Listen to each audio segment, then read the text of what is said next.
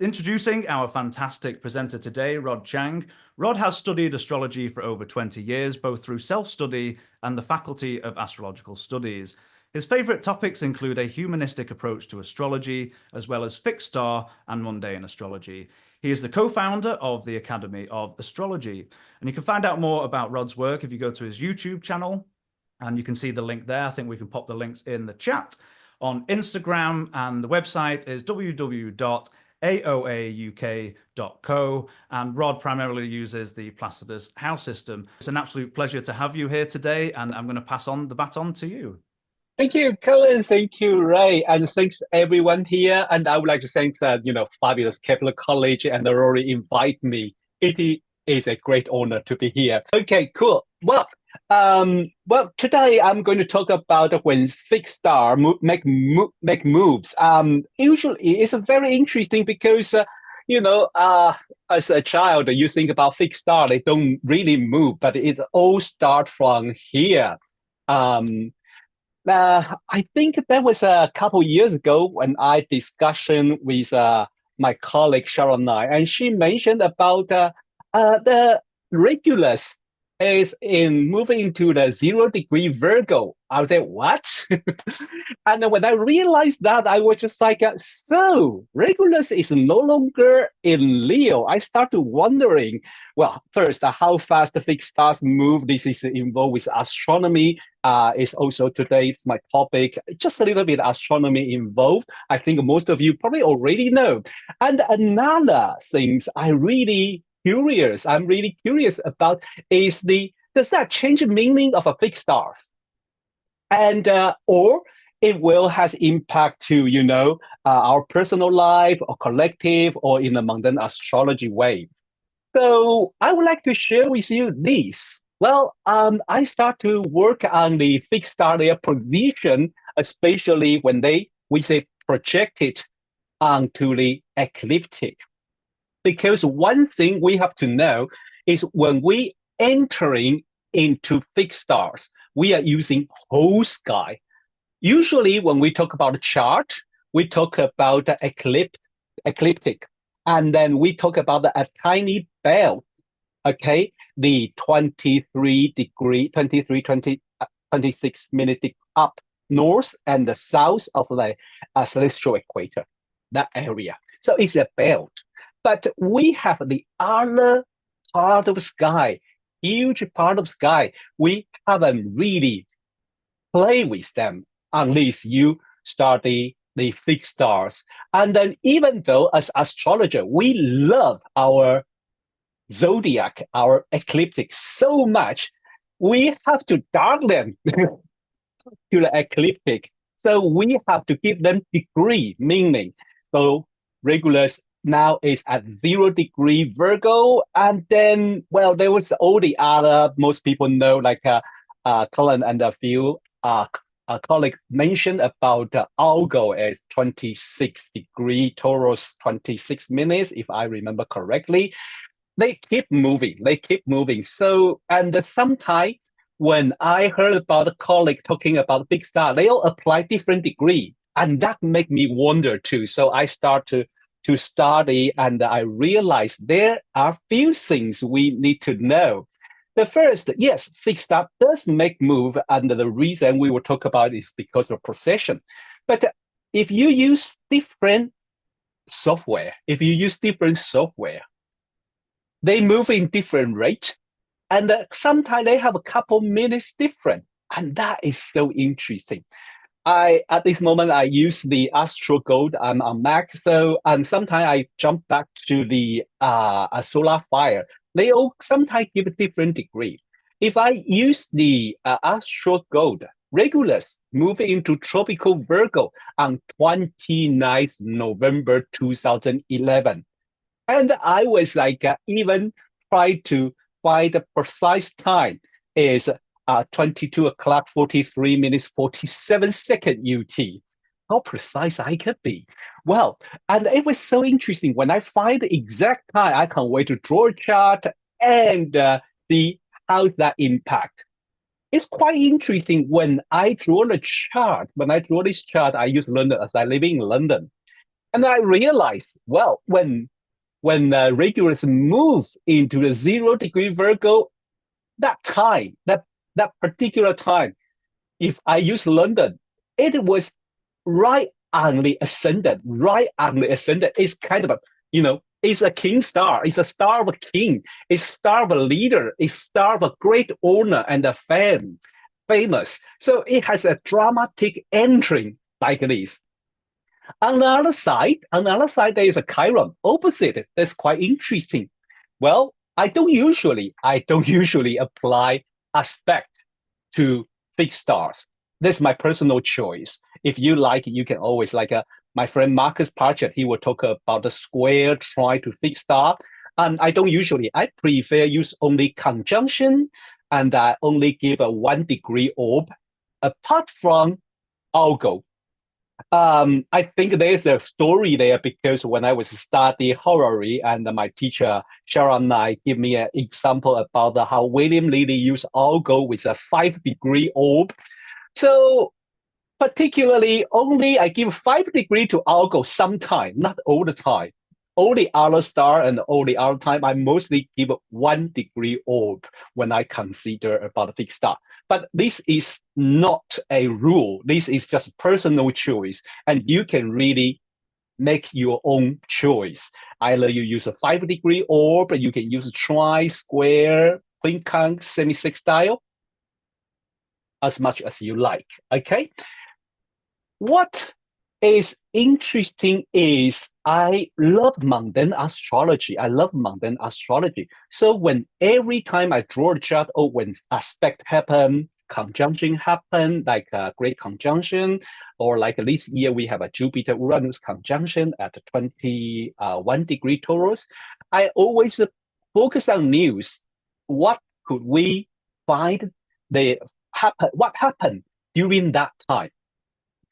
As a fixed stars, I usually give a long period when it just moving, and I will not say just like one day. I will give a nearly whole year or year after, because it's a long process.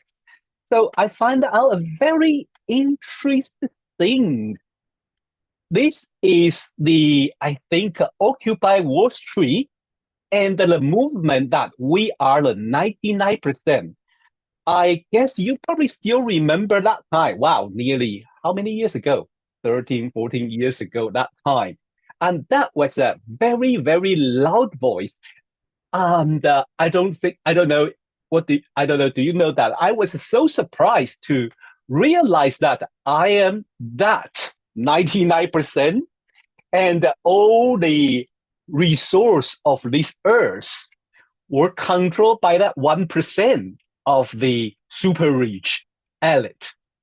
So we are the 99% that during that time, this slogan was so popular, and it's kind of a wake up us about we are that 99%, but we only own 1% of resource, and the 99% who own, and the 1% who own nearly everything of this world. So as a mundane astrologer, and I studied sociology when I went back to uni, so I really, really feel this kind of thing fascinating. And as an Aquarius, oh my God, I really want a revolution.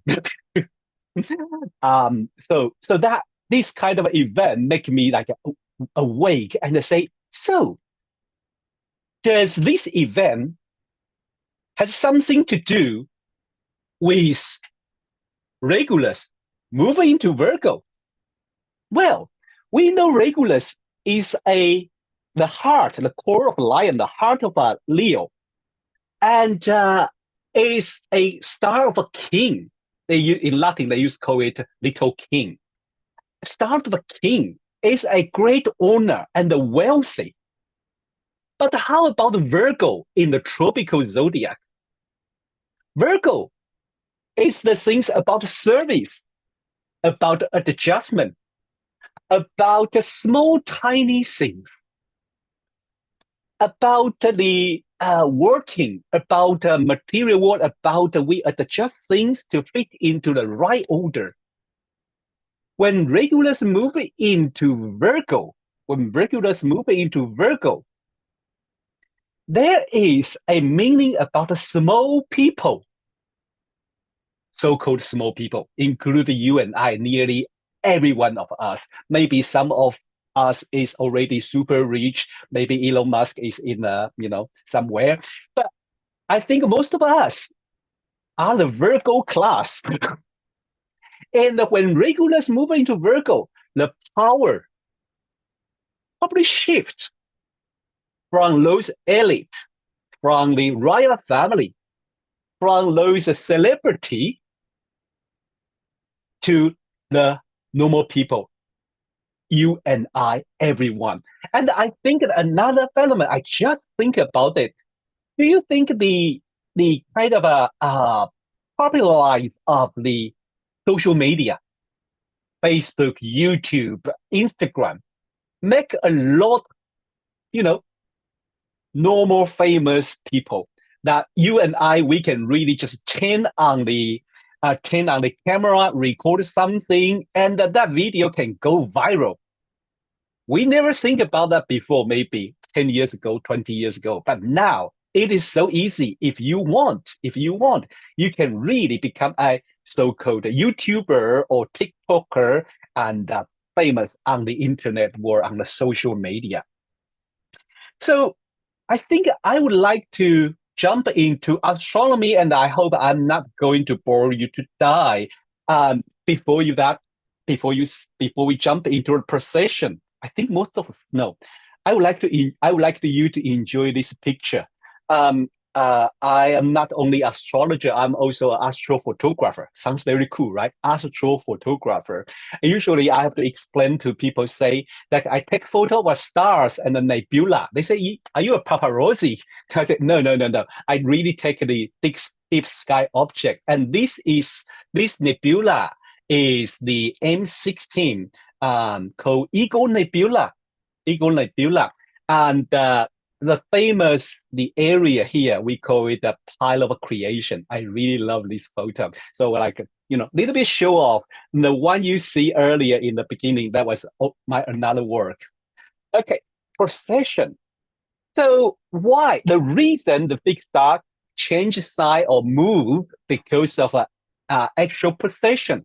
Then because we have to know a little bit of fundamental. One thing we know is most of big star move 1 degree around every 71.6 years. That's because the actual position and the position of the sun on the day of a March equinox is 20 or 21st of March every year. It is very interesting. Let me give you an example. Most of us know that some scientists, especially astronomers, really don't like astrology. When they have time, they will just pick up, they will just attack us a little bit. Not really attack, but just give a criticism. Do you know why? I think there is psychological reason there. If you met someone look like you, but talking something else than you, that you think are that important, you will really hate him. He looked like me. Astrology and astrology, they really look like each other. But astronomer, they study the physics and they think serious with the numbers, figures, distance, or the temperature and all the things. Then we talk about fate, karma, prediction, what's going to happen, which they said, are you insane? So that's why they really, really don't enjoy that. But do you know, we really share the common, for example, I think maybe it's Kepler say that, right? I think it's Kepler, probably Kepler say that, say the astrology is the astronomy's poor and ugly mother, but the daughter cannot survive without this mother. I don't know, maybe I make a mistake with someone else, but I think it's Kepler says that. So yes, we know in the beginning, There is no astronomy, only astrology. Nowadays, when I see all the science book, they talk about someone as an astronomer. I want to correct them. No, he is also astrologer. But this word for them is a taboo. They don't want to use, they are so scared. One thing I'm going to tell you is, do you know, even in NASA, even all the astronomer, they still use ecliptic degree. But the difference is we call it 0 degree Aries, 0 degree Taurus. They don't like that. They hate it because one, it's not precise because of precession. The Aries we talk about is no longer in the Aries. We all know that. And they really hate that. It's not precise. It's not scientific. So they really hate it. What they do, of course, they like numbers. So 0 Aries is 0 degree, 0 Taurus is 30 degree, and 0 Gemini is 60 degree, 0 Cancer is 90 degree. I swear I didn't make it up because when I use NASA's website, I love Comet and many of asteroid. When I study Comet, Comet's ephemeris, I have to go to NASA. I have to go to NASA to generate a ephemeris for Comet. And I noticed they still use that degree. That degree is so important for them. Okay, but they just refuse to call it Aries, Taurus, Gemini, like us. They call it 0 degree, 30 degree, 60 degree. So next time, you just tell them you just doesn't enjoy mythology because we call it Aries, but you call it 0 degree, we call it Taurus, you call it 30 degree. What does 30 degree meaning? Well, no, mean nothing for me. But the Taurus has some story behind. It's very interesting. Okay, so every year, how we define our tropical zodiac, I think most of you know that 0 degree of Aries is where the sun crosses the celestial equator, where the ecliptic cross with the celestial equator. That is 0 degree of the our tropical zodiac. But because we are moving, there's a precession. And so that each year, this point is moved a tiny, tiny bit. Every 71.6 years, it moves 1 degree. All right.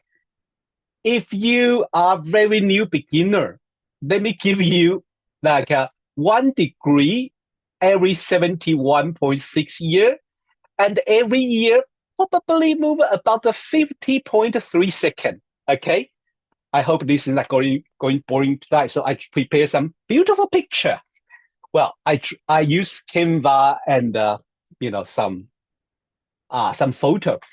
So this is explain why this is ecliptic. This is the sun's path, and at least the little orange line is, I think I didn't really make it correctly, but bear with me, all right? This is the supposed to be the equator, and the projecting into the sky is celestial equator. When they join together, when they cross each other, this is the place where when sun arrive here is the, we call it 0 degree Aries, and when it go to another side, cross the celestial equator, go to the south hemisphere, that's the 0 degree Libra.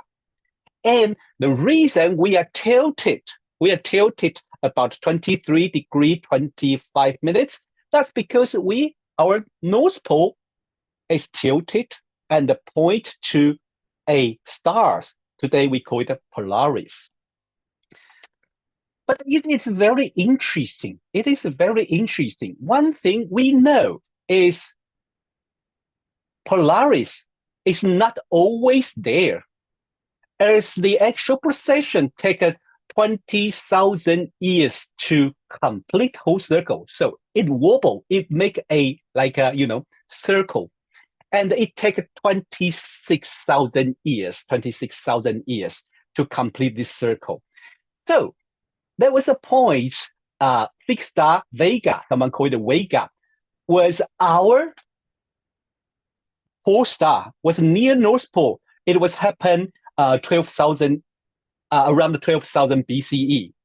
And the Tuban, another fixed star Tuban, was our pole star around the 2,750 BC. And that tells us sometime we don't have pole star. Now, think again. How lucky we are in North Hemisphere at this moment that we have a tiny dim star that we can align with. Thank God, because we have a target to align with. If not, like a South Hemisphere, there's no bright stars to align with. So when we try to identify the celestial South Pole, we have to get help from the another two fixed star, Argena, and also the stars from the Cross, the Southern Cross, to point to the celestial South Pole. So one thing, life is beautiful. We are living at this moment, and we have a tiny dim star called, the North Pole star. Okay, I know. I'm just trying to be, pleased for tiny things. That is another Virgo spirit. So this chart from Wikipedia, and all the chart I use today are the public domain, and I've put the notice there. Okay, so this explain here is the center, and here is how our celestial North Pole, how our North Pole point to the sky if you use a sky map. So you will see here is now we have a bright star, and it's really, really close to the path. So we have a very, very good North Pole. We have a very good pole star. And, back 2,000 years ago, well, when Jesus was born, there's none, sorry. And then move a little bit, we have a Tuban. And then move back to the nearly 12,000 years ago, 12,000 years ago, we have a Vega. But Vega is quite a bit far. Have you noticed? Vega is here. And here is the celestial North Pole. So it moved like this, and soon, well, not really soon to be honest, another 2,000 years after, I wish I can live that long, we will entering our celestial North Pole will point to the Kaitos constellation. Okay, so this is the interesting knowledge, and I'm going to explain why. When we image our Earth's rotation, because we rotate under our North Pole, we think our North Pole point to the particular point. But indeed, no. Our North Pole was spinning like a top, like this. Have you noticed the tip of the top is wobbling, making a circle? So this is how our Earth rotated, but it's just in a very slow motion. So the point of the North Pole keep rotating. Now you know. As like we play, how we call it, hula, right? We play that hula thingy. Our head is a swing, but our hips is also swing. So the point, the head is the North Pole, and our hips, well, will be the celestial equator. That explain why the point of the celestial equator during the ecliptic keep changing because it rotates and also wobbling. Okay? So let's go to very quickly. I have moved this very quickly because we know, most of us know this. So at 4,000 BCE, this Aries point, 0 degree Aries, the sun at the 20 or 21st of March position are pointed to Taurus constellation. are pointed to Taurus constellation. Okay, this was about Babylonian time and Egyptian time. Think about their mythology. Think about their mythology. In the Babylonian mythology, they're talking about the bow of sky. Bow of sky. Taurus was extremely important for the Sumerian and the Babylonian. Well, in the Egyptian mythology, they have a Hathor, god of the love, god of nutrition, a cow, goddess. So Taurus, the close image, was very popular at that time. And if you ever go to look at the star, now is a good time. If you are in North Hemisphere, this is the winter is the best time to see Taurus. Right after sunset, or maybe after dinner, you go out, look at the sky. If there is no heavy light pollution, you will see a beautiful, beautiful constellation, like a fork, like a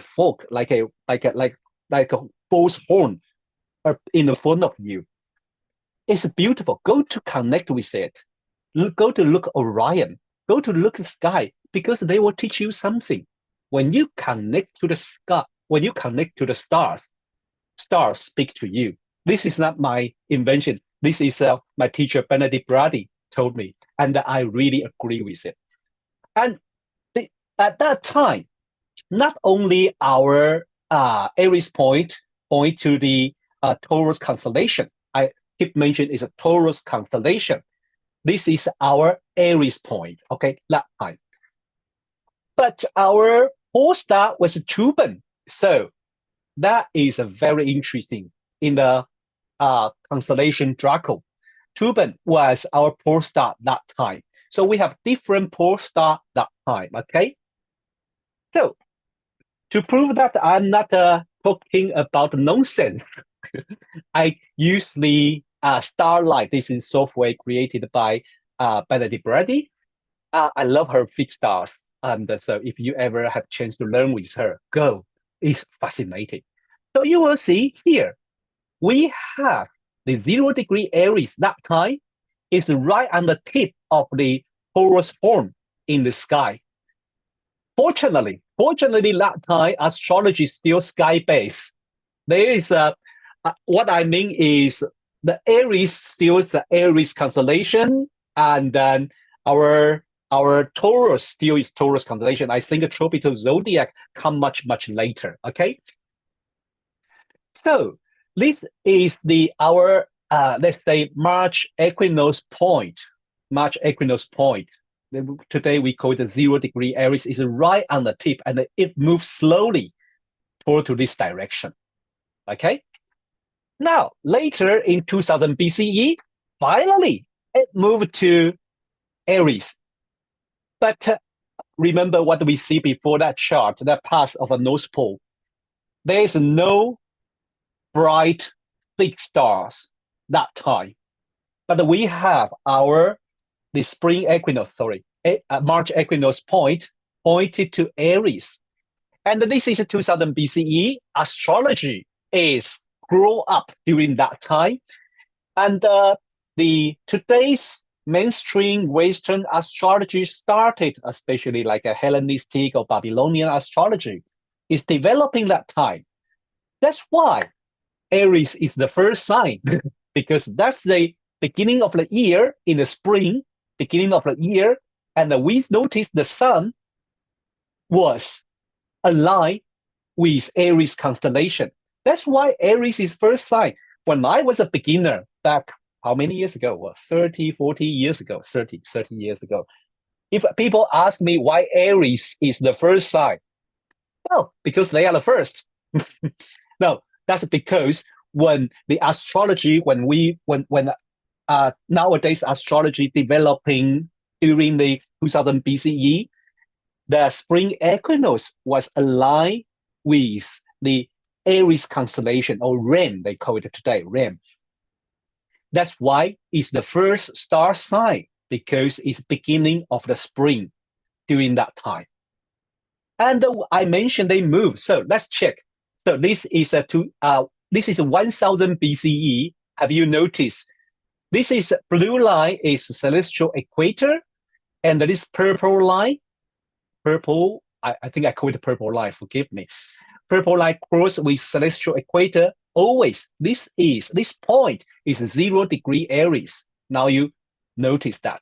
Is near the Aries constellation. It moved from here, 4000 BCE to now, here, 1000 BCE. It takes a really long time to move this far. For the sun, it's just 30 days. Okay, now you know where it's going. Now you know where it's going, right? So now we have this point pointed to Pisces. I have to say, I'm sorry, this picture are not really precise. I'm just trying to convenience. I have to squeeze everything in a tiny picture. So I try to move it around. Okay. So the March equinox point now is point to the head head of the Pisces constellation, and we move the fixed star move from Turban to Polaris, and it will continue take like 200,000 or something to complete the whole circle. Now you can see this is 2003 equinox at 2003. We are on the head of a Pisces. We are on the head of a Pisces. So it was moved from here to here. I have to say, I learned all this in the beginning. I learned this from Maggie Hyde's psychological astrology, Jungian astrology. It's quite interesting to learn that how we define our age. Now you know why we call it Aquarius age, because we are, to be honestly, we are still in Pisces age, but we are looking forward to entering Aquarius age, because so-called Aquarius age, we have to, in the astrology way, not everyone agree with me, because I heard about so many people talking about we are already in Aquarius age because the Jupiter-Saturn conjunction in Aquarius or something like that. I will say my opinion, because so-called Aquarius age is come from the precession of the March equinox point. When it was in Taurus, we are Taurus age. When it's Aries, we have a lot of war. And when it's in Pisces, we have a baby Jesus, and everything is black and white, male, female, duality, Pisces. Okay, spirit and the material. Now we are prepared to enter into Aquarius. Would be the French call it ratatouille, everything mixed together.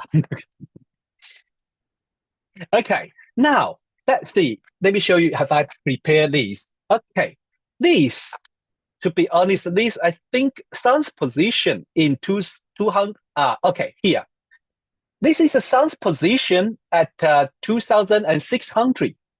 I say this is barely the time we can call it Aquarius age. That's because if we align the equinox, spring equinox point, March equinox point, it finally align with the border of the constellation Aquarius. So in my opinion, we still have how many years? Another 600, another 500 years to wait. Okay, but why not be a pioneer? History happens slowly. Okay, you could be a pioneer of the Aquarius age rather than waiting for another incarnation to be into the Aquarius age. So this is how we call it Aquarius age. Next time you have enough knowledge, especially combine astronomy and astrology, to tell people what exactly is Aquarius age because of a precession of the equinox point. Okay, some people say 2,300, some people say 2,600. Well, anyway, it's not now. It's not now, but you can say it because, well, everyone own their title to have their own opinion. This is just from the view of the procession. This is just from the view of the procession, actual procession, all right? So we have all these things. I'm not going to repeat this. Okay, so so they move aside kind of a 2,166 year. So 1 degree 70.6 year every 2,166 year. They change a sign. All right, I'm not going to repeat. Here, sorry. So that's why I'm going to explain. Because our precession degree move every 71.6 years. That's why when we measure the other fixed star, they move. They are there. Well, they move too, but they're relatively slow. But because our precession axis move, okay, because our March equinox point move, so they move every year 50 minutes. All the fixed stars moved in this rate. Okay, so suppose we have the Regulus. Suppose this bright star is the Regulus. Was a long time ago, was in 29 degree Leo. Earthly, we rotated with the North Pole and the polar axis, our rotation axis, and then our Aries point, so-called the March equinox point, the sun position at March equinox are moving to. So they move nearly 71 years to move 1 degree. So they are there, but we see it in a different way. Are you with me? I suppose I am not moving, but when you change the angle, you think I'm moving. This is essential. This is important. I love all this bit. I'm really grateful to, when I study astrology, I have so many great teachers. They teach me the fundamental, especially I think very famous astrologer who studied Chiron, Madeline Reinhardt. She is really focused on astronomy too, because of her study of Chiron. And Benedict Brady, who studied the fixed star and a lot of medieval astrology. And now she studied, Egyptology. They told me one thing. Both of them show me one thing. If you are going to study astrology in one particular skill, secondary progression, for example, or primary direction, you have to understand the idea, the theory of the background, not just apply it. Once you understand the idea of the background, astronomy or something, you are invincible because you can play around, because the idea about that we change the angle rather than star change. So this gives me an idea is it looks like more likely is how we change our perspective of the stars, of our universe, rather than star change its meaning. Okay?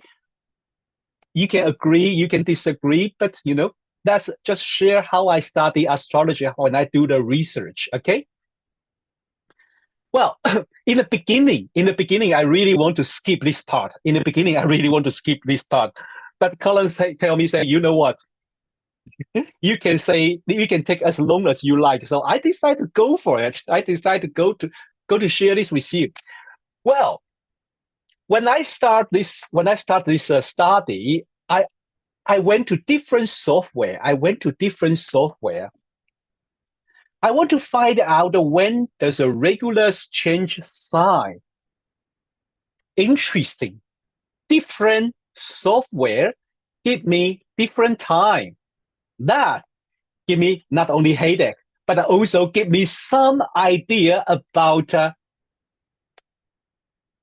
could we really rely on software? It's like that is true. You have to understand how they make it, how they calculate the point. Then you understand what you are talking about. So, Regulus. When does Regulus change? When did Regulus change sign? Solar Fire version 9, the long-lasting Solar Fire, haven't updated yet. Says Regulus moved to tropical Virgo on the 2011, November 28 at 12:35. You can take a snapshot, all right? Because you can draw the chart. The astro code I use, say Regulus was moved to tropical Virgo on the 2011, November 29, 10 p.m., 44 minutes. Do you know they are same company?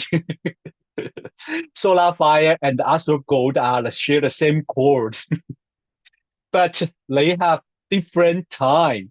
Now, you are going to shake and say, hey, which one is correct? It's just different way to calculate. Maybe just like they go to few position behind the decimal. So maybe this one take only 3, another one take 6 or 9 or 10. Well, starlight are designed by Benedict Brady. Given the time is 2011, September 18. I have to be honest with you. In the beginning, when I do the research about when did Regulus change to Virgo, I use starlight. So my idea was always it changed around September. But when I went back to Solar Fire and Astro Gold, I find a totally different time. I was so confused. All right. Janus 5. Janus 5. I don't know, have they updated? But when I use Janus 5, it tells me Regulus will stay in 29-degree Leo and then move to Virgo on 2062. That's my experience. You can go back to check Janus 6 or some other similar software. And I was so confused. If you have all this software and then if you check the same thing, especially for fixed stars, you will cry. That's what you cannot define the exact time when fixed star move change. Why? Well, there is something. Do you still remember the base idea about how we calculate the degree of a fixed star on the ecliptic? Based on every year's equinox point. Are you with me? We base on every year's equinox point, okay? When I use the astronomy software called Sky Safari, I like this software. Why? Because I love study the nebula and the galaxy, their astrological meaning, not astronomy, astrological meaning. And this is a very, very good software. Give me only this software of astronomy software. Give me the ecliptic degree. I can cheating. I don't need to go to the converted right station to the ecliptic. It tells me it's 2011, November 29. So the astro code and the solar fire are more precise because this software using the precise equinox point for calculation. So when I notice the Janus, still tell me the 2023 Regulus still at 29 degree Leo. So I was so confused. Then I kind of went back to check. Well, I think they really, this is 2062. Regulus finally moved to 0 degree of Virgo. But this is an older version. They probably updated, okay? Please still support them. Please still support them. So I think the reason of this is because they use the different base point. I already told you that how we made 3D fixed stars from the sky to the ecliptic, we dark them down, align them with the ecliptic, but every year the beginning of the Aries, 0 degree Aries move 50 degree. Okay? But in astronomy or astrology, there are two versions of the ephemeris. Some software use the position of a B1950. Some software use the position of J2000 epoch.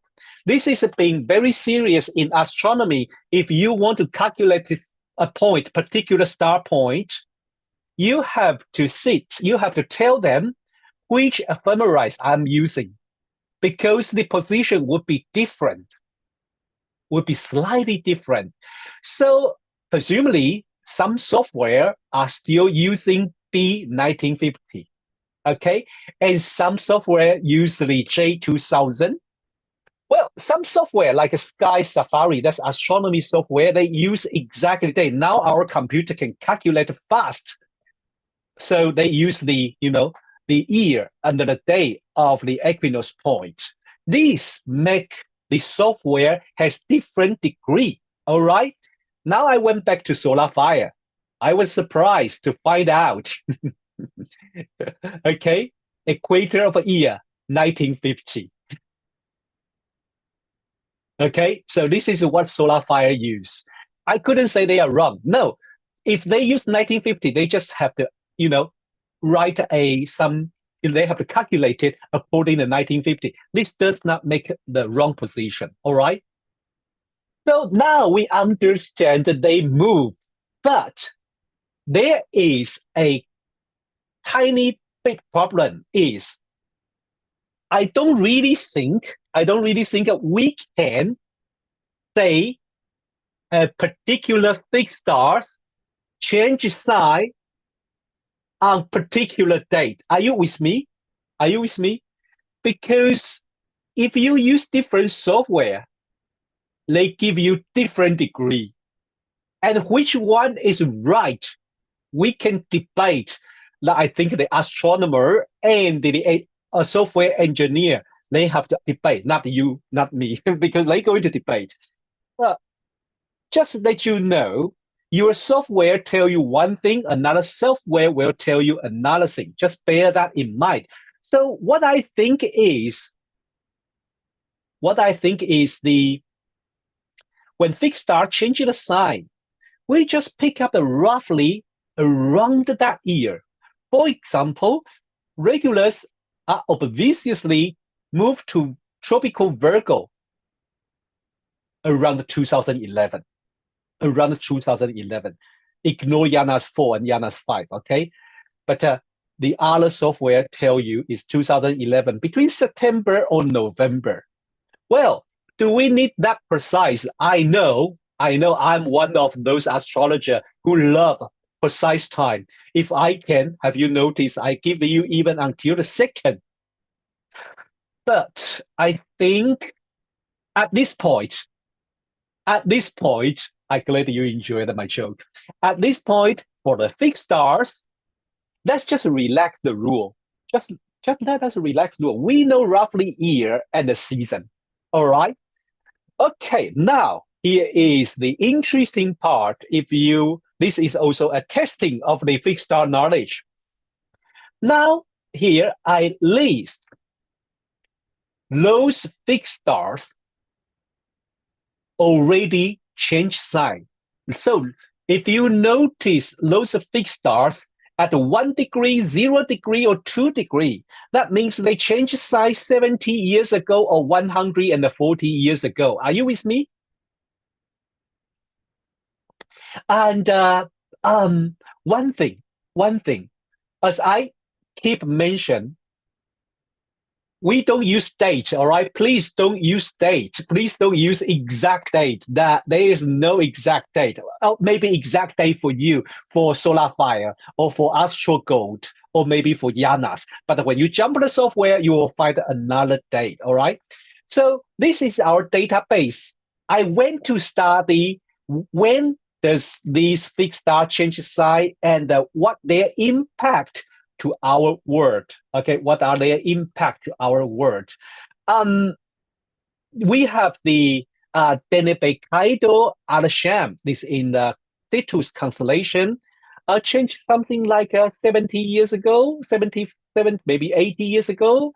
We have another one, Deneb Kaido, also called Diphad, in the Cetus. It changed probably what, 3 degree now, probably 3 degrees. So we call it probably a 210 years ago, something like that. We have a beautiful fixed star Mirach, beautiful Venus quality fixed star Mirach, finally moving into Taurus. What? That means Mirach stars has the Venus quality used to be in Aries. Okay. Another fixed star I love so much called Mira. Mira is in Cetus. It's a variant star. So this star is like Algo. You know Algo. You know why Algo draw much attention? Because they blink. The reason because Algo blink, because there are at least three stars orbit each other. Are you with me? So when a dim star, this is a bright star, when a dim star eclipse or occultate the bright star, the star will become dimmer, will become darker. And then when it moves away, it gets bright again. Okay? So this is the Algo. Why Algo blink? Why they call it devil's eye? Why they call it devil's demon's blink? Because of this orbit. 3 stars orbit each other. And the 3 star, well, another thing draw my attention. If you like science fiction or Netflix, 3-body problem. This is a 3 star. It's talking about 3-body problem. Okay? All right. So Mira is another type of various star. They blink. And when the astronomers saw it, they use a Latin. So Mila, look, amazing. So this star get its name. I like its name. So I write it down and I notice it changed the position around maybe 100 years ago or 30 years ago. Alcyon change position, move from Taurus to Gemini in year 2000. Diphad, this is in Perseus at 2 degrees. Okay, Regulus is the recent one. And another one, well, I'll share with you later, okay? There is other, like those fixed star in Ursa Major, move to Virgo, and the Diphad, we will use this as an example, change the position from Scorpio to Sagittarius. Okay, now, Cetus. This is the Cetus constellation and the name of the Kraken, if you watch the movie, or the sea monster, or we usually call this whale, but it's a sea monster. The sea monster in the mythology that going to swallow Princess Andromeda, unfortunately being killed by our hero, Perseus, okay? Cetus is a kind of a, what should I say? Let me quote the Benedict Brady. She related to the stars in the Cetus constellation as those things related to our collective unconsciousness, the raw emotion, the powerful raw emotion, those deep inside of our heart, our fear, our anger, or our worry, those are very, very deep. And when it comes to surface, like a sea monster come to the surface, swallow you. When the Deneb Kaido Diphad moving from Pisces to 0 Aries, this is big. Most of you probably agree with me. As we are astrologers, we use tropical zodiac, and the 0 degree is the beginning of our zodiac. This is so-called, some mundane astrologer call it the world axis. So when anything move into 0 degree Aries would be big, like in 2 years' time. Well, next year, Neptune and the Saturn will keep moving in and out in Aries, between Aries and Pisces, and then eventually conjunct each other at the 0 degree Aries. Then I find out the solar fire days, the 1816, July 28, Astro Gold, similar date, 3-day difference. Starlight also 1816, May 25. And the Sky Safari, say 1815, December. Probably roughly 6 months differences, okay? Roughly 6 months differences. So here is the Deneb Kaitos, another tale. There's the two Deneb Kaitos, so confused. Just give another name. Why use the same name? Okay, here is Deneb Kaitos, Diphad, Diphad. Okay, some people write F. So what happened? 1815, 1816.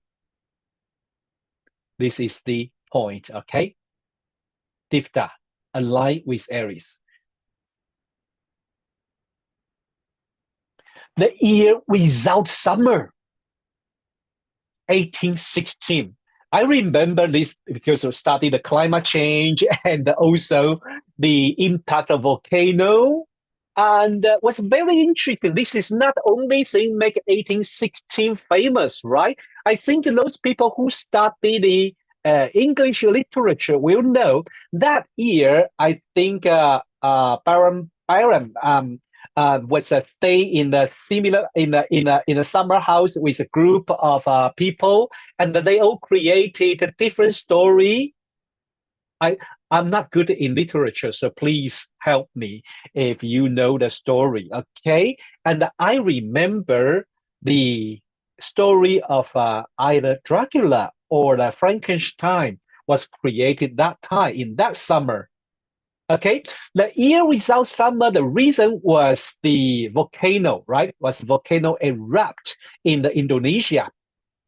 And then the volcano ash scattered in the sky, in the whole North Hemisphere, block the sun.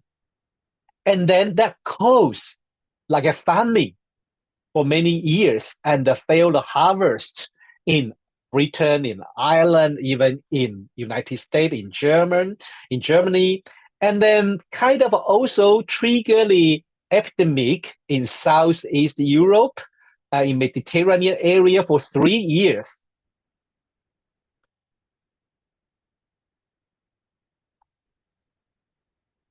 Yeah, so this is pretty scary. In China, there is not only famine and the flood, and it was a very cold year. Okay, year has no summer. Well, that is not the only star change the sign. Another one, you like it, is called I think it's Diphad. So then Deneb Kaitos Diphad is not the only one change sign in the tropical zodiac in the 1815 to 1816. Diphad, this one, I think, if I remember correctly, if we use the tropical zodiac degree, Joe Biden has these stars on his ascendant. Please correct me. I just roughly remember. And I think we can really use it. I have to give an explanation. Because Benedict Bradley doesn't use the ecliptic. He prefers use parent and heliacal rising and setting. Well, I use both. I like, because it works, I will use them. So I use both the tropical zodiac degree and the parent and the heliacal rising and heliacal setting technique. I use all of them as long as they work.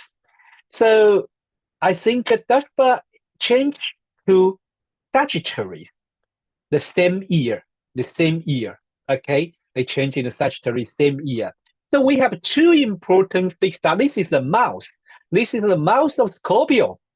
How terrible that could be.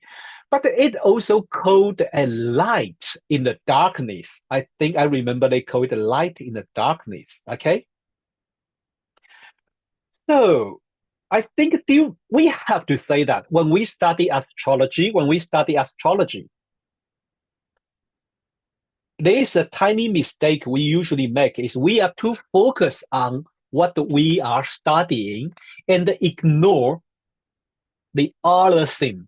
What I mean is, if I'm talking about the fixed star changing sign, I should not ignore the outer planet position that time. Are you with me? Because this is how we read the big change, the outer planet position.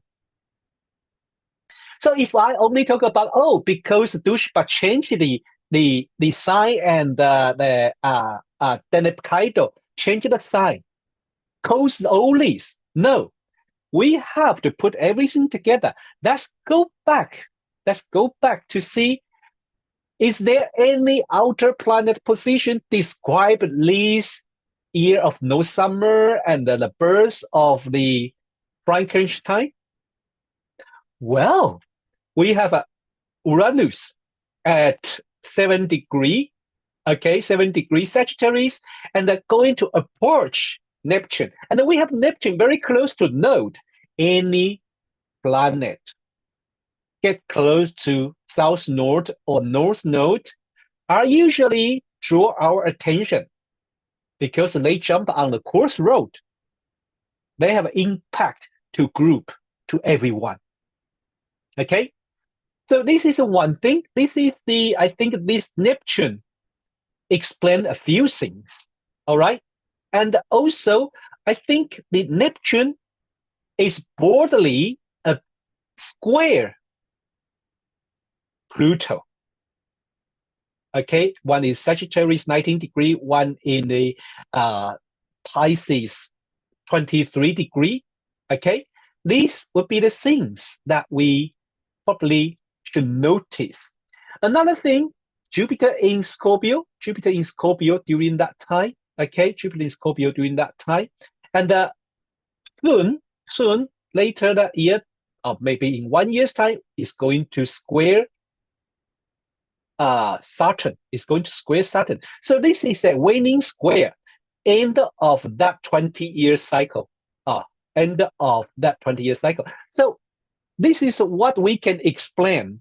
This is, if we only look chart, we can talk about the year has no summer with those outer planet position. Now we added up, I would say, we added up the fixed star changing sign. Okay, also we have Neptune square Chiron, very tight. Okay, these are the things, we put everything together. They all work with each other. Well, let's come back to the close when another star, this tail star, Deneb Kaitos Alcyon, changed the sign in 1933, 1934. Well, I don't like to mention the name, but Hitler became the Chancellor of Germany. And shortly, they passed the law that, Act of 1933, which beginning of the Weimar Republic, Nazi Germany, but also start all the terrible, terrible genocide. So, wow. Are you with me? Deneb Kaitos, constellation Cetus, with the deep fear, our emotion, life and death situation, raw feeling. When they move the sign, when they shift the sign, the important things change. But nevertheless, you should go back to read the chart that time. Okay, now I skip that. I just mentioned we should do that too. Okay, when you study this, you should notice that too. Now I'm going to focus on fixed star. Please bear with me. I'm not going to back to the chart, okay? Because more star we learn, we know their behave. Pleiades is another thing we want to talk about. It is very interesting because there are 7 sisters. Together with a father and a mother, we have a 9 bright star in Pleiades. And this is another my another astrophotography work. called Pleiades. When we see with our naked eye, we see this part, right? We see the light dot. We see the light dot. But if you use the long exposure, you don't. I think you only need to go to the dark sky area, low light pollution, and you use the camera, single lens camera or like a mirrorless camera, and doing the long exposure, then you will get the gas cloud around the star. How they are beautiful, how beautiful they are. And I always remember, if you ever go to see Wikipedia, Wikipedia drew the Pleiades seven sisters dancing together. And this is like they are dancing. I really love it. Okay, in Greek mythology, there is a seven daughter of the Pleione and Atlas. Okay, so they are the two other fixed stars in the seven system. This is, I think, these two are the father and the mother. These two, if I remember correctly, these two. One is Atlas and one is the Pleione. Okay, now we have Alcyon, the brightest one, and Electra, and Maia, Merope, and Kaitos, and Heleno, and then Asterope. These seven sisters, when are they going to change sign? We know that Pleiades is super important fixed star. Probably one of the fixed star, one of fixed star earned a name in the human history, in the early human history, because Babylonian culture call it mul, means stars. Mul is stars. So Babylonian call them mul, stars. Okay, so now I give you the time. Pleiades, if we include the Atlas and the Pleione, they beginning change from 1970 until 2042. The last stars of last stars of the Pleiades will finally move into Gemini. When things into Gemini, we talk, we debate, we exchange our idea. Okay, so the year when the Pleione changed to the first star who moved into the Gemini in 1971, and then Atlas in 1973, and then Alcyon in year 2000, and Asterope in the 2018. In 2023, Maia, that was another story, quite interesting, drew my attention. Maia was changed the fixed star last year. So we have to ask ourselves, what happened recently, all this year, okay? I think Pleiades, let's go to read what Pleiades is all about, all right? And then I will share my idea with you. The last one is Electra. I like these stars. And it's a 2042. Presumably that would be something to do with Greek, Turkey, because you know the Electra was the ancestor. Her descent was the founder of a Tauri, the Trojan story of a Trojan horse. Also the story related to comet, because it's her cut her hair, throw it into the sky, make it a comet. Well, if you like the more so-called traditional way, then you will read Robson and Alcyon. He say Alcyon calls love, eminence, blindness, nearly. Okay, blindness, you will find, he say, the problem of blindness in every single galaxy and nebula. I wonder that's because when we see that star, that cluster or the nebula, we feel our eyesight has problem. It's not focused. It's out of focus. Does my Does my glasses need to change because it was blurred? It is really blurred. So you maybe doubt your eyesight. But I like Benedict Braddy's interpretation because she changed this to the vision. Okay, extend to the face. All right. And then Robertson said the Pleiades give the ambition, and Dover with the give the preferment, honor, and the glory. That's good. That's good. Not a good omen when regard to relationship to opposite sex. Why he has to insist only for the opposite sex? Does that mean if a homosexual, gay, lesbian, transgender, LGBTQ has this star, wouldn't be bothered so much? Well, I think this is a front. No, I'm joking, all right? Because he just mentioned about the opposite sex. He only mentioned about the opposite sex. So I'm wondering why he said that. Then I went back to see other texts.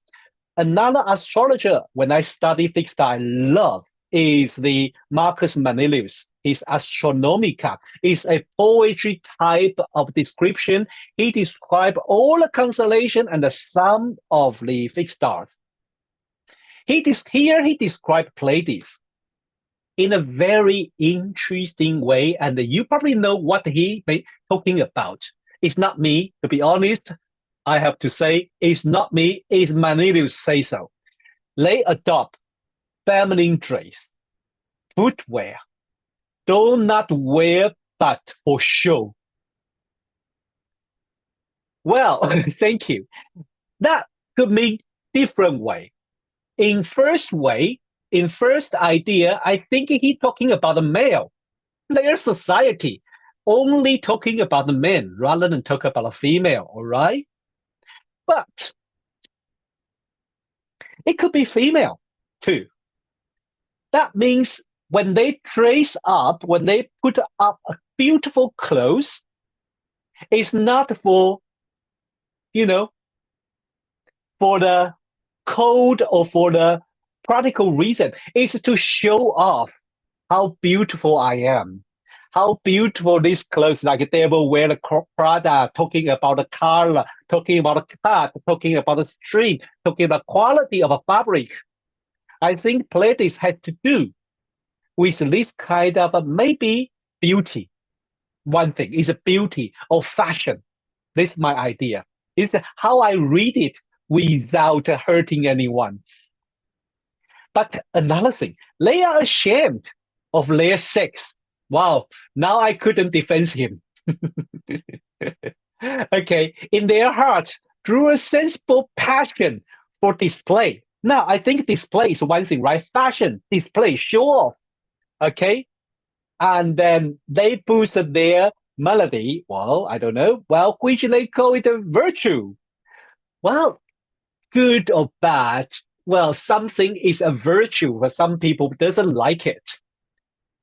To give their love is never enough. They will also want their love to be seen. Now, we are very clear. Showing your love, showing your beauty doesn't matter which gender. Okay? It's about showing your love, showing your gender, showing yourself. Be proud of yourself. There is no shame. There is no shame. But some people, they related to these stars as usually called homosexual or lesbian or LGBTQ+. Okay? Here, I quote Benedict Braddy's interpretation. Her interpretation usually makes me feel more comfortable.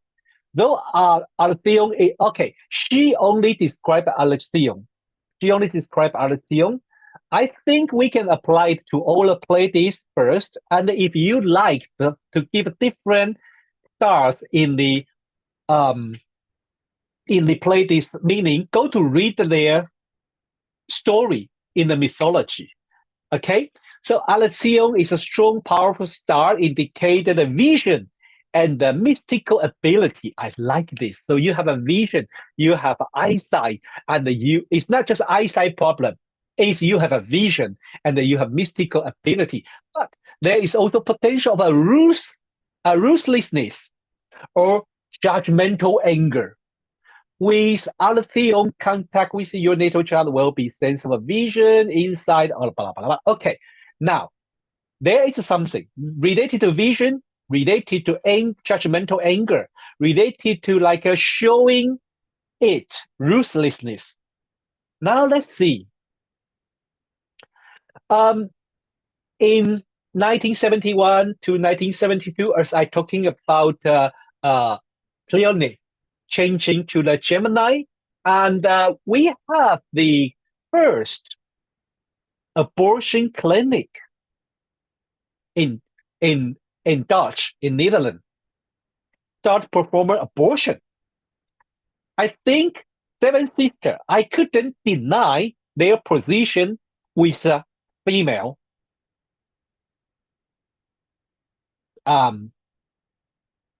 female body, female identity, okay, biologically or, genderly. They are all together, okay? They can describe how people define the meaning of a female. Also, we have Starbucks coffee. You know the tail with the goddess with the tail. And it's quite interesting. And we have a first email. Sent out in 1971, okay? And we also have a first scientific handheld calculator. Now we all use phone, but during that time, you still remember when you are in the high school or university, you need to buy when you study the science, you have to buy a scientific calculator, and with a lot of button, you don't know how to use it. Okay. So this is quite interesting, and we have the U.S. Supreme Court ruled that unmarried people have right to access contraception in the same bias as a married couple. This is revolutionary change. All right, I love this idea. Well, the first cell phone, the first mobile phone, was made in the Martin Cooper in Motorola in New York City in 1973, when the star moved into Gemini. Important things in Gemini also been triggered. Alcyon. Now let's see Alcyon, year 2000. Alcyon moved from Taurus to Gemini year 2000. No doubt, we don't need a fixed star to tell us year 2000 is a super important year because we have Jupiter-Saturn conjunction that year, but in Taurus. But please tell us something related to female identity, beauty, honor yourself, honor your gender, honor your body, honor your dress, honor your appearance, and also something related to LGBTQ or gender issue. During the dot-com crash, we have the dot-com crash that year. I was in the middle of it. I was really in the middle of it because my ability, I was doing the marketing that time, and also I was an astrologer. I was doing the astrology work that time. Many people want me to give them free content for their website during that time. So they say, join my company, help me build a website, offer me free daily horoscope. I give you share of my .com company. It worth $1 million. I was there. I prefer cash and a check. So I count by words. One word is one new Taiwan dollar, please. They want me to work for free and give me the share. If I agree, I probably work for free for nothing that year because very soon we have a dot-com bubble. You will remember dot-com crash. All the stock market is cut in half, at least half. Okay? And being an astrologer, I'm so proud of myself because I know there's something happened that year with Jupiter-Saturn conjunction in Taurus, something related to money. You should be careful, all right? So Cisco, lost 80% of its value. Okay, Nasdaq falling 350 points, still quite big in today. Okay, oh, so I don't need to continue mention about that. But I just remind you, this is not just Alcyon moving into Gemini. This is also Jupiter conjunct Saturn in Taurus square Uranus. But Alcyon moving into Gemini has something to do with communication, all right? Has something to do with gender issue, with beauty, with fashion, with fabric, with how you be proud of yourself, okay? With vision, with eyesight. Last time when Alcyon moved from Aries to tropical Taurus was 150 AD. Was 150 AD. Alcyon was moving from Aries to tropical Taurus. Okay, that was the moment Mayan civilization ended around that time, and in China, Han Dynasty was beginning. And also around that time, Ptolemy, he published his Almagest, okay, that is which has influence in the cosmology, Western cosmology, for even now. For us, it's even now. But for scientists, until for the 1,400 years. Now, let's talk about the recent change for the ending. Maia. I just mentioned last year, many astrologers in June, they start to post, Maia changing the sign, Maia moving into Gemini. And I was there, oh my God. Some of them are my good friends. How do I gently to let them know that my software tell me differently? I decided shut up because there's no point to upset them. I just for show off that my geekiness. So I decided I really shut up. I really didn't say a word. So most of astrologers nowadays use either solar fire or astro gold. They say it's in June. But if you use starlight, they tell you something else, okay? Now we know Maia is the elder sister of the Pleiades. Maia said to support very beautiful, surprise all her sister. So something related to beauty. And we know they're talking about the whole Pleiades with beauty, with fashion, with dress up for show off. That's one thing. And also, Maia with Zeus give birth of Hermes, something definitely related to voice, messenger, with Hermes, with Mercury. But we still remember Benedict Brody talking about the judgmental anger. You still remember September 2023 in Iran? They have a Masha Amini protest, a young maiden, a young girl, just because her dress is not totally fit into the religion places standard, being dug into police station and never come back. Spark the protest for really long time. The judgmental anger and the dress. Okay? Make people think again about all these things.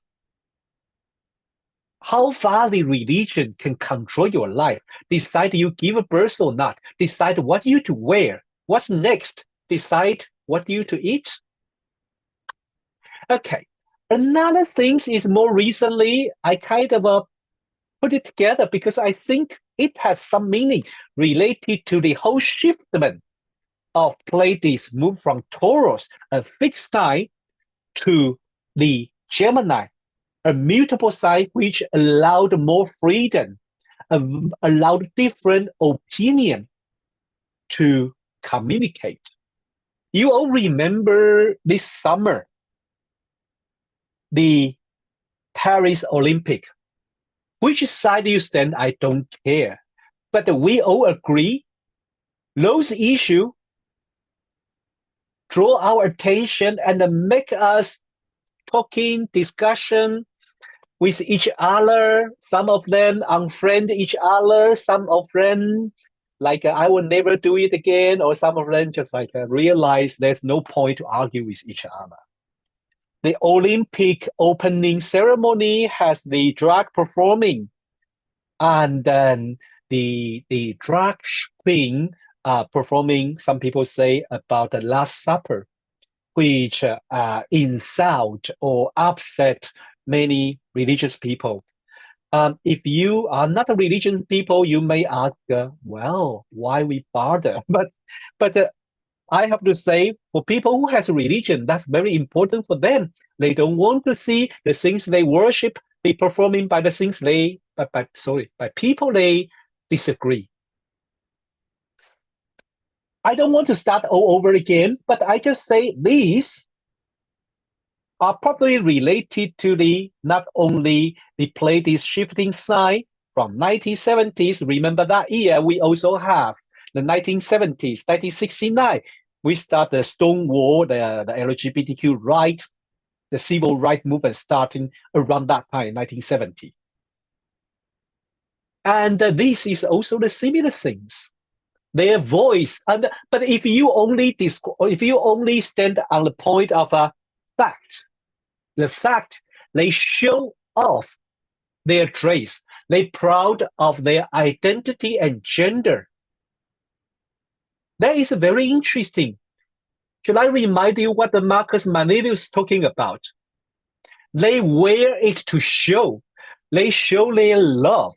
Their love is not only to be loved or give love. They want to show their love. Okay? Another issue related to gender would be how to identify female, even in the female boxing game, the controversial about the Algerian boxer and the Taiwanese boxer. Sorry, I have a position, I have a bias because I was born in Taiwan, so you know my position.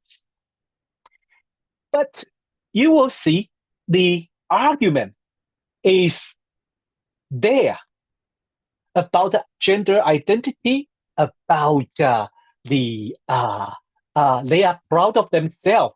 Even some people say, oh well, they don't have these or they have that they what X chromosome or something, so they should not be female. But these two boxers say, no, I'm female. I'm very proud of self.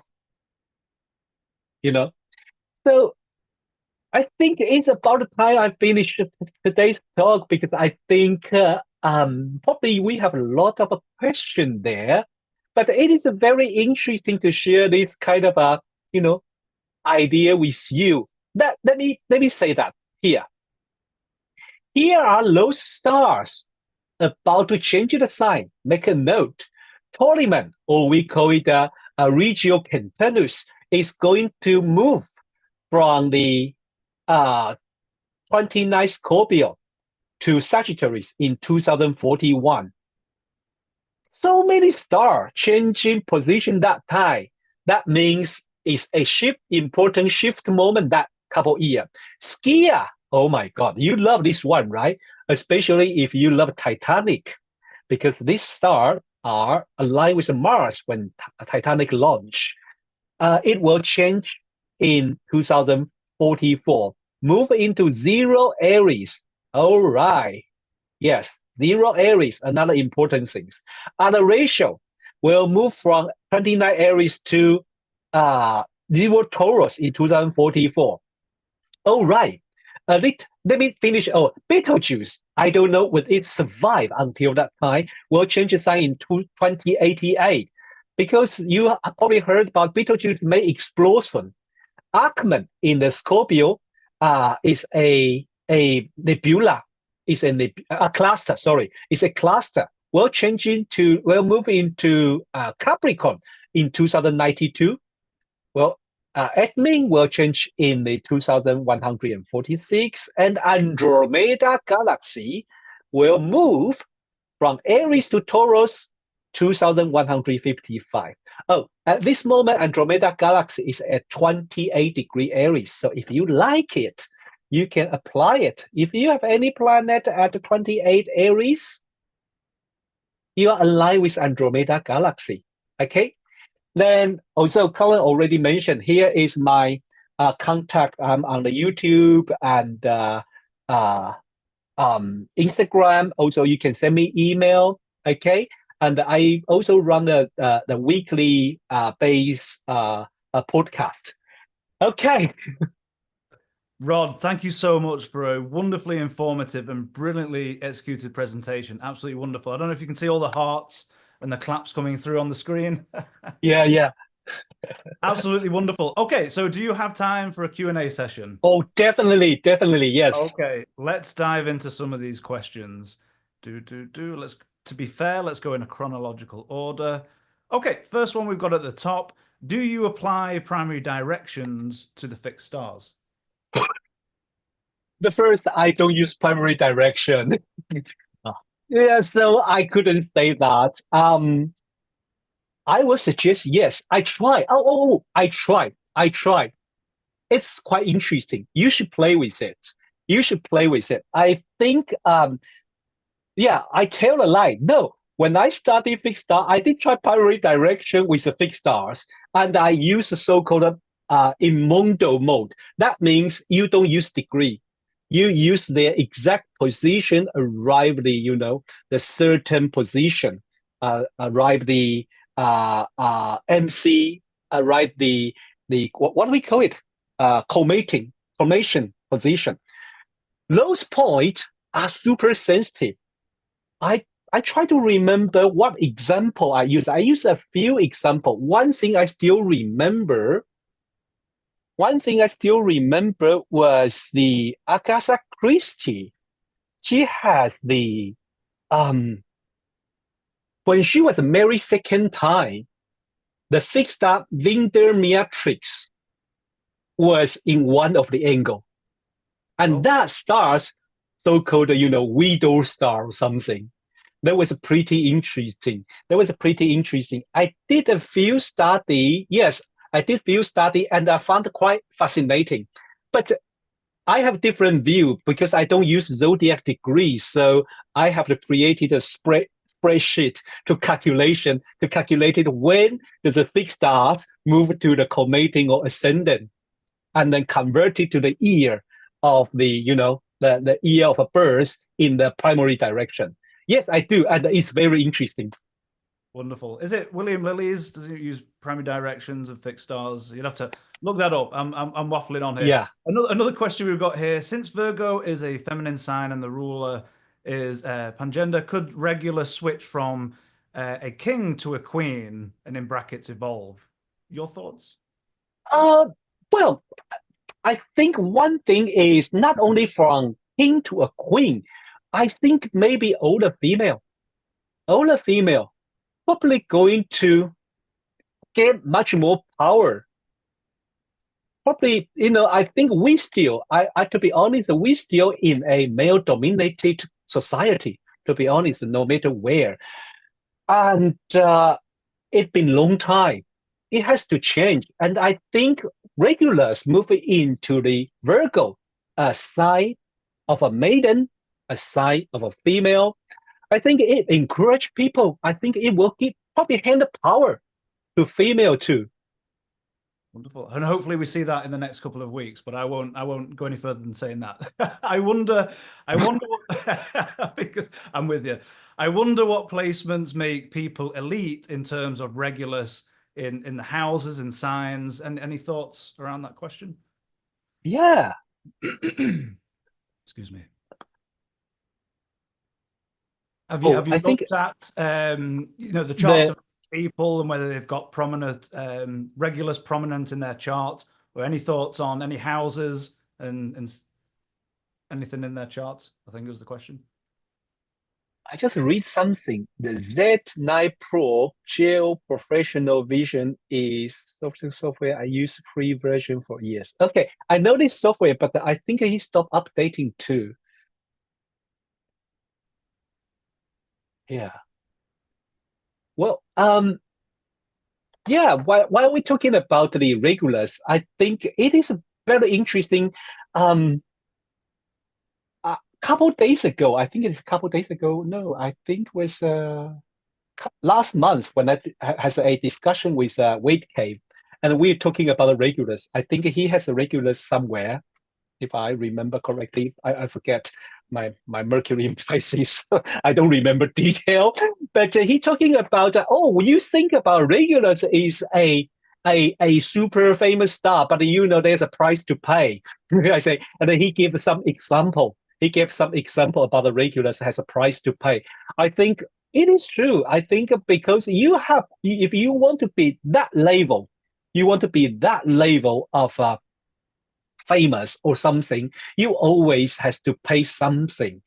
And I think Benedict Brady talking about those four so-called royal star, each of them has their challenge.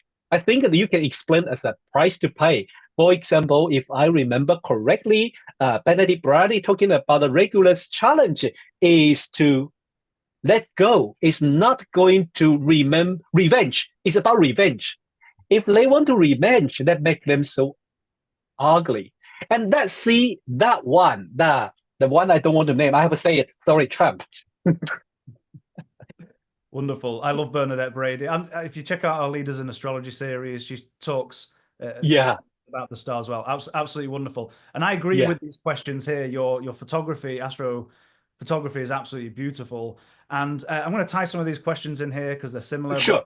It's not fixed stars related, but what type of equipment are you using, and any suggestions for telescopes and tools? I know it's a little off topic, but okay. Well, to be honest, if you can use any type of single lens camera or mirrorless camera, what you need is so-called the tracking mount. A tracking mount. It helps your camera to rotate with the Earth. Automatically. Then you can take a long exposure. So if you have that kind of mount, usually it's cost around 500 or 300 US dollar. The cheapest one could be 300 US dollar, and then you can really just use them to track. Then you can easily take a beautiful. Another thing, you need a telephoto lens, like a 300 millimeter or 400 millimeter. So use your normal camera with telefocus. If not, you start to buy a telescope and everything. When you add it up, it could be cost you something like maybe $4,000 or $5,000. You eventually went bankrupt. You get crazy. But if you have a single lens camera, you can start to take photo. For example, in the summer, go to take a photo of a Milky Way. Beautiful. Get out of the city, go to countryside. Photo of Milky Way, stunning. Everyone love it. If you have 200 millimeters lens, it's quite usual. No, I shouldn't say it's quite usual. It's not usual. If you have 300 or 200 millimeter lens, you can start photo Andromeda galaxy. If you know the position, or there's some automatic one, but they are quite expensive. But if you know the position, you calculate the angle. For example, if you have your so-called the Star Walk, those astronomy app, when you turn on the app, you search Andromeda galaxy, and they will give you, when you click it, they will give you the degree, right? They will give you the right ascension, declination, and when you see the most important for us, for the astrophotographer, is azimuth and altitude. That's for your location. The east direction or north direction, you use your compass with your mobile phone to find the direction, and then they give you elevation or altitude degree. Your phone can also give you the degree. When you set up the level and you raise up, then you can help your camera to point a similar degree. So it's very easy. You use your phone with the app, and then you manually direct your camera to where Andromeda galaxy it is. And then you can start to film it. Well, most camera can only probably take if you use 300 millimeter, you probably can only take a 1 second shot. But if you have a tracking mount, that's probably $300 to invest, then you can take 30 seconds or 3 minutes sometime. then you will see the right orange light there. You will see a right orange light there. That's it. I encourage people use what they have. Even now, I mean, some mobile phone, they are good. I think one day, maybe in 1 or 2 years' time, you don't need a telescope. You don't need a single lens camera. You just use your mobile phone and you probably can already do it. That good? I think so. I was surprised. I was surprised, really. The mobile phone's camera is scary. Absolutely wonderful. Well, thank you for sharing all that information, and thank you for asking the questions for those in the chat. Let's see. Next question we've got here. It's more towards your knowledge of the astronomy, and a quite interesting question here.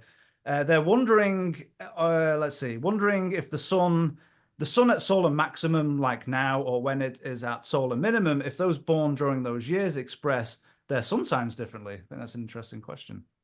It's very interesting, but I never did any research, so I couldn't answer this question. Yeah. But I like it. I like this idea. We should do a study. I think everyone here, when you get this question, start to do your idea, because start to do your research. I think it must be interesting.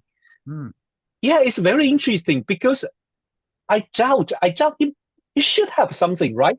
Because we all performing differently, and I think when this is solar performing the solar maximum and minimum, they have impact in agriculture, weather. So why not our personality or our behavior? I think it could be, but we need to do research, and I never done this research, so I should not say I know the answer. So the question is back at you guys. Go and do the research and let us know. And come and do Sorry. Another question we've got here, because I know when we talk about asteroids, we're upwards of about 30,000. How many fixed stars are astrologers pretty much working with nowadays, do you think? How many? Benedict Brady working with 64, right? Benedict Brady using 64. I think that is quite enough if you are familiar, because those 64 are very famous fixed stars. Roughly, some astrologer working with 200 something. Yeah, wow. But if you want to put all the fixed star in your chart, you will get confused. Yeah, really, like you want to put all the asteroids in your chart, you will just like, no, I can't read the chart. So too much going on. Yeah, so start it. If you want to study, start with the 10 or 4. Those are 4 big one, plus Orion, plus star in the Orion or pole star, and then gradually. This is how I started. Yeah, I started with those bright start, and then I advanced to Benedict Brady 64. And when I have more time in my hand to waste, I start to study those fixed stars. Nobody mentioned about it, and I think like, oh, fascinating. Absolutely wonderful. A question here: will Algol have any influence, do you think, on the US elections or thereafter, or any thoughts around other mundane events around? Well, I think we already see it, right? I think you asked this question, so you probably already remember when Mars Uranus conjunction near Algol, and what next day? Square is ascendant, and we had square is ascendant, and next day Trump will get a bullet graze his ear. That I think Mars Uranus, yes, is a surprise action or surprise attack. But if you have to go to that level, Algol is there, and some say, well, that's also because he has Regulus on his ascendant, so he's quite lucky to dodge the bullet. That's a great point. And actually, if you go to our YouTube channel, we've just done a 2-hour episode.